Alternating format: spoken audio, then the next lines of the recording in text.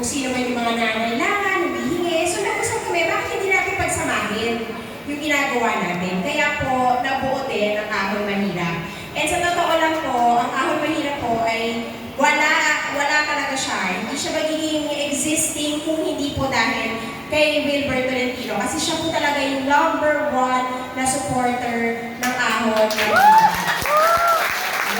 So, sana po, maging members din po kayo ng Ahon Mahirap kasi yun po yung ginagawa namin Sa mga nagiging members namin, sa mga nagiging members po namin, syempre kasi sila po yung priority na nabibigyan po namin ng tulong.